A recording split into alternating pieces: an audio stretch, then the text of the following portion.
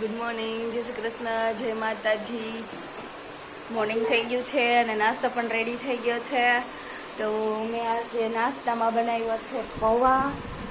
તો યાનભાઈ પણ અત્યારમાં જાગી ગયા છે, નાહી ધોઈને ફ્રેશ થઈ ગયા છે. અને આ છે પૌવા. જો યાનભાઈ ડોકું કાઢે છે અત્યારમાં. તો ચાલો બધા નાસ્તો કરવા. નાસ્તો રેડી છે. હેલો ફ્રેન્ડ્સ, હું થઈ ગઈ છું ફ્રી, બધું કામ પતી ગયું છે અને હવે હું ને યાન બંને રમીએ છીએ. તો યાનભાઈ એના રમકડા લઈને રમે છે અને હું અત્યારે યાનભાઈનું ધ્યાન રાખીને બેઠી છું, કારણ કે યાનભાઈનું નક્કી ના હોય કે ક્યારે કયું કામ કરે. યાનભાઈ જો રમે છે અને આ બધું છે ને હમણાં રમતા રમતા બધું નીચે ફેંકી દેશે અને મમ્મા માંડ કરીને બધું ક્લીન કરશે. રૂમ માંડ ક્લીન થયો હોય ત્યાં યાનભાઈ છે ને પાછા બધા રમકડાને ફેલાવી દેશે.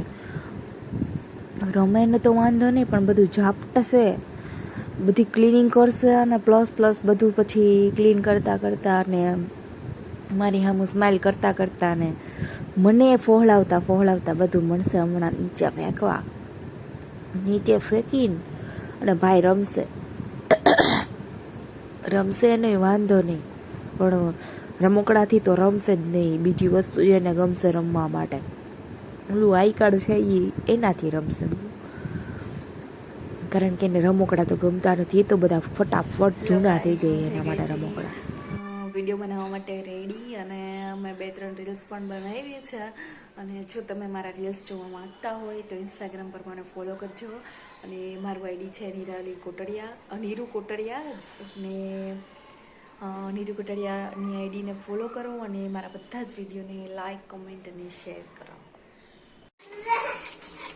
અને યાનને ભૂખ લાગી છે તો જો હું બનાવું છું યાન માટે બ્રેસ. અને યાન છે એ બેઠો એ કરે છે. યાનને એમ કે મને ભૂખ લાગી છે પણ મમ્મા કંઈ ખાવાનું દેતી નથી, રાહ જોઈને બેઠો છે. અહીંયા બ્રેસ બને ત્યારે આપું ને અહીંયાને. તો ચાલો હું બનાવી લઉં બ્રેસ અને અહીંયાને આપી દઉં જમવા.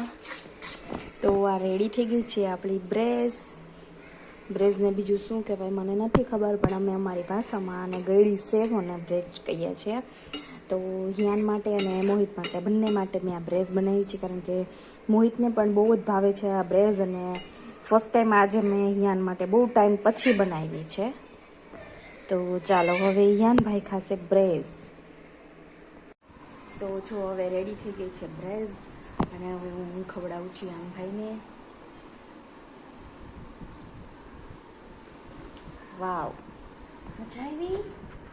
યુ મામા, યાનને શું ખાવું છે? તો નીચે પડી હતી ને એ લઈ ખાઈ લીધી, એટલે યાનને ભાવી. બરાબર. તો જો યાનને ભાવે છે બ્રેસ, તો હવે યાનભાઈને ખવડાવી દઉં.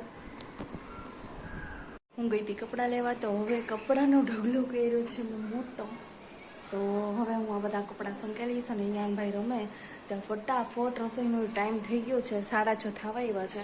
તો હજી આ કામ બતાવીશ તો રસોઈનો ટાઈમ થઈ જશે. અને રસોઈમાં શું બનાવવું, કારણ કે મેં બનાવી છે બ્રેસ, તો બ્રેડની સાથે શું બનાવવું એ મને કંઈ ખબર પડતી નથી.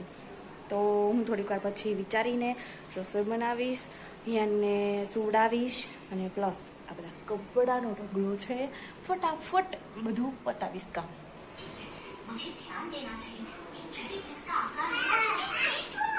યાનભાઈ મોગલી જોવે છે, તમે જુઓ. યાન બાવ ક્યાં આવ્યું? કાં છે બાવ? કાં જો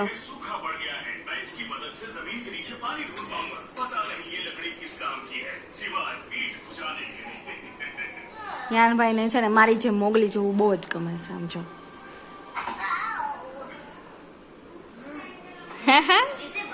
યાનભાઈ જમીન ફ્રી થઈ ગયા છે અને ફ્રેશ થઈને મોગલી જોવે છે. થઈ ગઈ છે સાંજ ને જમવાનું રેડી થઈ ગયું છે. તો જો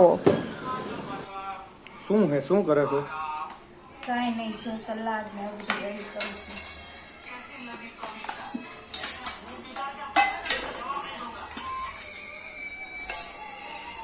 આજે જો નવીન પ્રકારની છાશ આવી.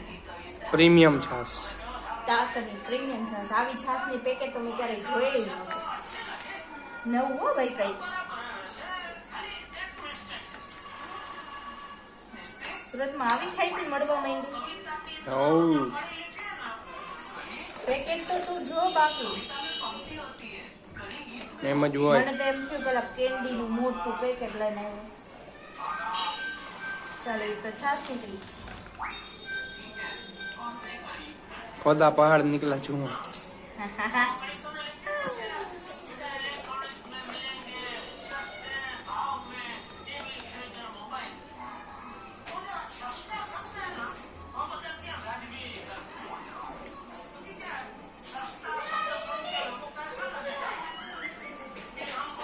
આજે તો જો છાશ, સલાડ, सेवैया क्या बोलते हैं इसको? સેવૈયા, ગળી, સેવ, એવું બધું કહેવાય એને. चलो मेंढी में तैयार खावा. તો જો મેં બનાવ્યું છે આજે બટેકાનું શાક, રોટલી, સલાડ, છાશ અને આ છે બ્રેસ. ગુજરાતીમાં બ્રેસ કહેવાય અને એક રીતે તો ગળી સેવ કહેવાય. બીજું તમે હિન્દીમાં શું કહેતા હોય ખબર નથી. તો ચાલો બધા જમવાનું રેડી છે. તો ચાલો હવે જમી લઈએ. બાય. ચાલો જમી લઈએ. તો અમે જમીને ફ્રી થઈ ગયા છીએ અને પહોંચી ગયા છીએ મોલની અંદર, કેમ કે હિયાનના ડાયપરને બધું પતી ગયું હતું તો એવું શોપિંગ કરવા જઈએ છીએ. તો જો મોહિત છે ને હિયાનને લઈને ફરે છે અને હું પાછળ બધું શોપિંગ કર્યા કરું છું.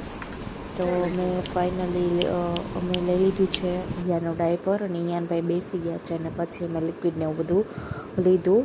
આ છે હિયાનના મામા મામી જે સુરત આવ્યા છે. અને હા જો હિયાનને એના ડેડી બંને વેલણને એવું બધું જોવે છે.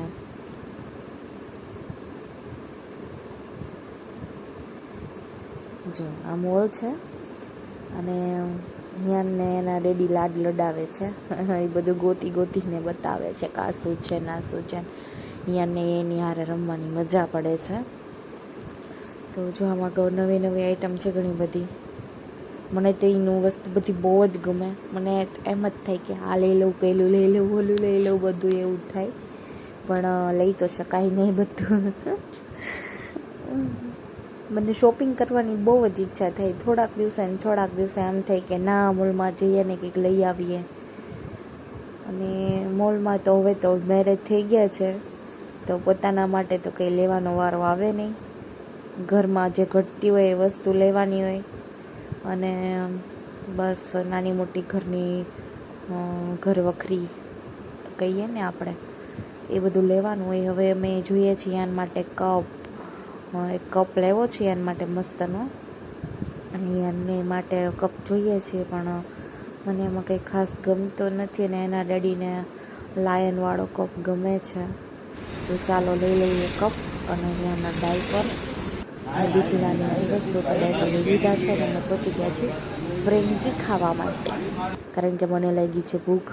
તો ફ્રેન્કી રેડી છે ને જો અહીંયાના મામા ને મામીને પણ ફ્રેન્કી ખવડાવીએ છીએ અમે આવ્યા છે તો.